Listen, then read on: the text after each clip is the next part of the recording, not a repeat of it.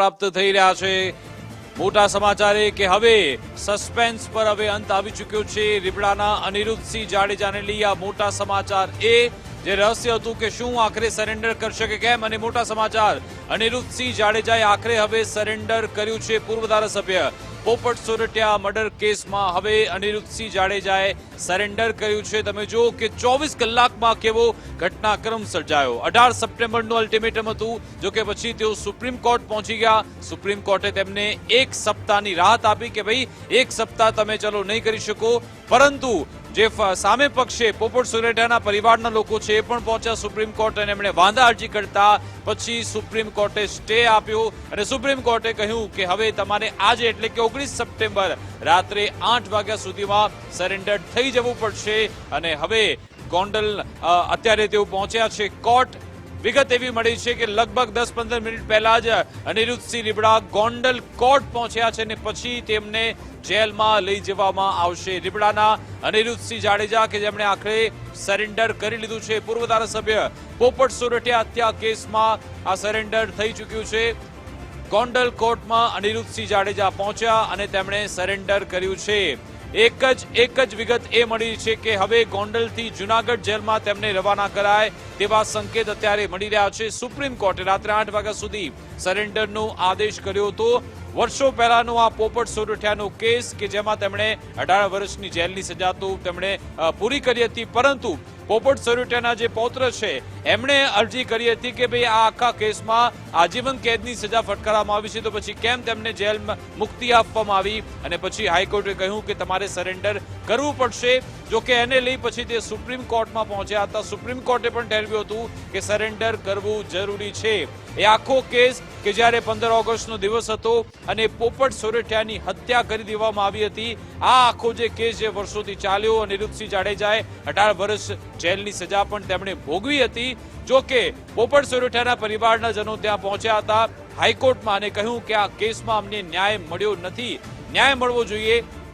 એટલા માટે જ પછી હાઈકોર્ટ તરફથી કહેવામાં આવ્યું કે તમે સરેન્ડર કરો ને આખરે હવે દિવસ આવી ગયો છે 19 સપ્ટેમ્બરનો આ દિવસ, જ્યારે હવે અનિરુદ્ધસિંહે આજે સરેન્ડર કર્યું છે।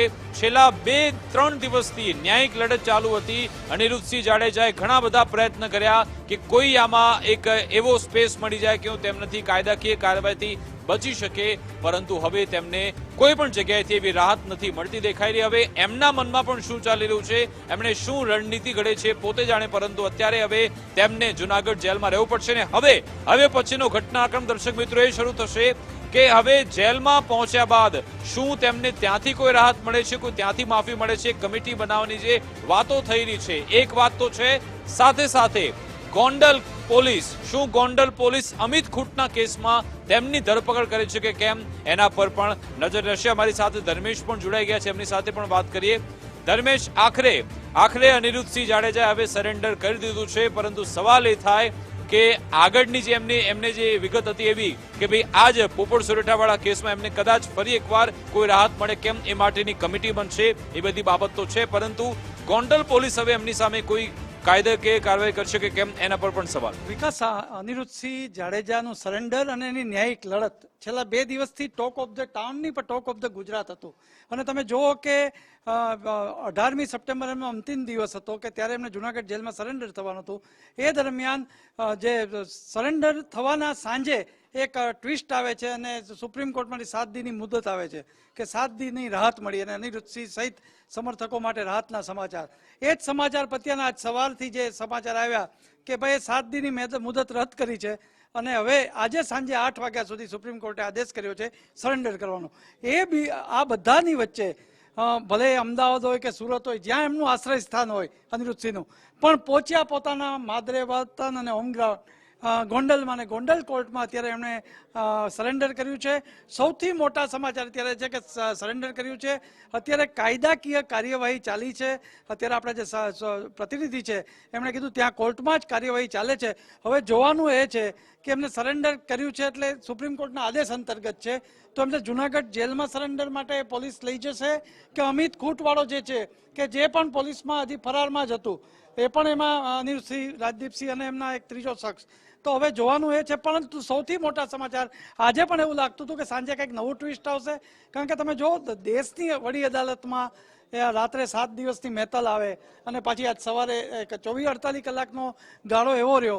ત્યાં પોલીસ બંદોબસ્ત હોય જુનાગઢ જેલ પાસે, જિલ્લા જેલ પાસે, મીડિયાનો જમાવડો હોય અને એવા સંજોગોમાં અત્યારે આ સમાચાર મળ્યા છે.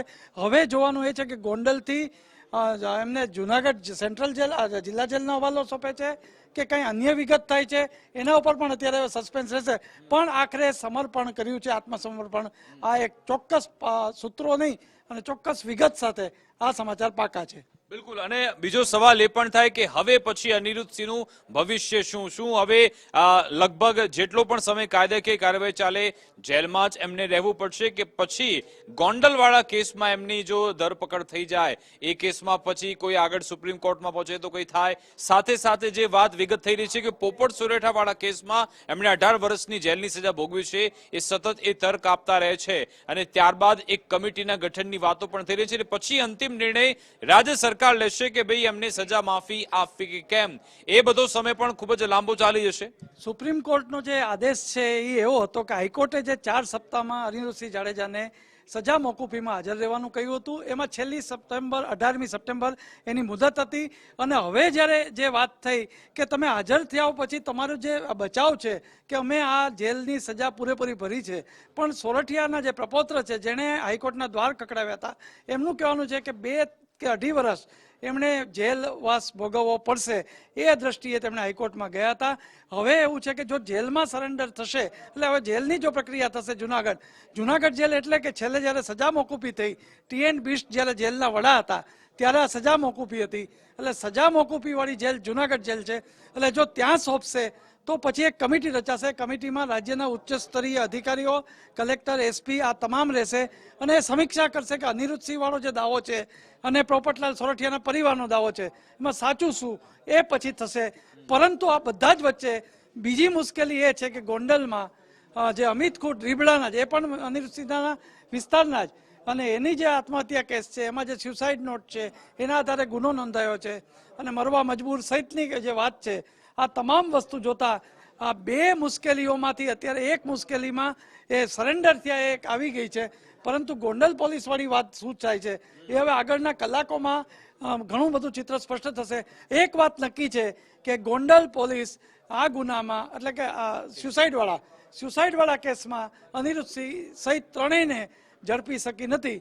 આ તો અનિરુદ્ધસિંહનું આત્મસમર્પણ છે. બિલકુલ. એટલે કે આમાં ગોંડલ પોલીસ માટે નાલેશી એટલા માટે કહેવાય જો આ કેસમાં જો એ અનિરુદ્ધસિંહની ધરપકડ કરે છે તો, કારણ કે આટલો સમય આટલો બધો વીતી ગયો અને બાપ દીકરા બંને સાથે કોઈ સંપર્ક પોલીસ કરી શકતી નથી. કોમ્યુનિકેશન સતત ચાલુ છે. અનિરુદ્ધસિંહ સતત એમના વકીલો સાથે સંપર્કમાં રહે છે, પરંતુ ગોંડલ પોલીસની જાણ સુદ્ધા થતી નથી. એનો મતલબ એમ કે ગોંડલ પોલીસ ઈચ્છતી જ નથી કે અનિરુદ્ધસિંહની ધરપકડ કરવામાં આવે. સત્ય જે પણ હોય, પરંતુ તપાસ તો થવી જોઈએ, કારણ કે FIR-માં તમે નામ નોંધેલા છે. જો પોલીસ FIR-માં નામ નોંધે છે અનિરુદ્ધસિંહ અને રાજદીપસિંહના, તો પછી પોલીસને પકડવામાં, એ લોકોની ધરપકડ કરવામાં શું વાંધો હતો? એટલે કે અહીંયા સ્પષ્ટ દેખાય છે કે કોઈના આદેશ ચોક્કસથી હશે અથવા તો પછી પોલીસની કોઈ મજબૂરી હશે. અને હવે જો આ કેસમાં જ્યારે સરેન્ડર થઈ ચૂક્યા છે અનિરુદ્ધસિંહ જાડેજાને, હવે જો પછી ગોંડલ પોલીસ એમની ધરપકડ કરે છે તો સ્પષ્ટ થાય છે કે પોલીસ એમના સુધી પહોંચવા જ નથી માંગતી. એટલા માટે જ આ બધું થયું છે. હવે અત્યારના વિગતના સમાચાર એ છે કે હમણાં જ ગોંડલ કોર્ટમાં અનિરુદ્ધસિંહ જાડેજા પહોંચ્યા. કોર્ટમાં બધી લીગલ પ્રોસેસ થઈ રહી છે. એ લીગલ પ્રોસેસ પત્યા બાદ હવે તેમને જુનાગઢ જેલમાં લઈ જવામાં આવે છે કે પછી અન્ય કોઈ જેલમાં લઈ જવામાં આવે છે, આગળની કાર્યવાહી શું રહેશે એના પર નજર હશે. પરંતુ એક વાત ચોક્કસ છે કે જે વિગત હતી કે ભાઈ સરેન્ડર નહીં કરે, કદાચ ફરાર થઈ જશે, એ બધું કશું જ થયું નથી. અત્યારે અનિરુદ્ધસિંહ જાડેજા હવે તેઓ જેલમાં પહોંચવાના છે, તેમણે કારણ કે સરેન્ડર કર્યું છે. સુપ્રીમ કોર્ટના આદેશનું તેમણે શબ્દશ પાલન કર્યું છે. 7 દિવસનો સમય ચોક્કસથી આપવામાં આવ્યો હતો, પરંતુ જે ફરિયાદી પક્ષે સામે વાંધા અરજી ઉઠાવી અને કહ્યું કે આજે રાત્રે 8 વાગ્યા સુધીમાં સરેન્ડર કરો, 5 કલાક પહેલા જ એમણે સરેન્ડર કરી નાખ્યું છે. આગળની કાર્યવાહી શું થાય છે એના પર નજર રહેશે. પરંતુ આમાં અત્યાર સુધી જે જયરાજસિંહ વર્સિસ અનિરુદ્ધસિંહનો જે આખો મામલો ચાલતો હતો, બંને બાહુબલી બે બળ્યા અને જે સામ સામે એકબીજાની સામે જે રીતે આ આરોપ પ્રત્યારોપ થતા પ્રત્યાઘાત પણ પડતા હતા ઘણા બધા, હવે એ બધું શાંત પડશે ખરા જો અનિરુદ્ધસિંહ અહીંયા સરેન્ડર કરી ચૂક્યા છે તો? ચોક્કસ તમે જેમ બોલ્યા બંને બાહુબલી, બંને ભાજપના શાસક પક્ષના બંને બાહુબલી નેતા હતા. એટલે મહત્વની વાત એ થઈ શકે કે જે આપણે માનીએ છીએ કે શાંત અને સમાધાન એ શક્યતા તો દેખાતી જ નથી, કારણ કે ગોંડલના સ્થાનિક રાજકારણમાં સત્તાની જે લાલસા છે, સત્તાની જે વાત છે એ બહુ મહત્વની છે. અને એટલે જ જેને કહી શકાય કે આ રીતે જે ગોંડલમાં જે અત્યારે આત્મસમર્પણ કર્યું છે એ અંતર્ગત આપણે જોઈએ તો હવે આ સરેન્ડર વાળો મામલો છે એ સુપ્રીમ કોર્ટ વાળો આદેશ મુજબ છે, પણ સમાધાન વાળી જે તમે વાત છે એ મને બહુ ઓછી દેખાય છે. બિલકુલ, એટલે કે હજુ પણ આ ઘણા બધા પ્રકરણ આખા આવવાના છે, જોવાનું રહેશે કે હવે આખા કેસમાં શું થાય છે અને હવે ગોંડલથી જુનાગઢથી શું સમાચાર મળે છે તેના પર પણ નજર રહેશે.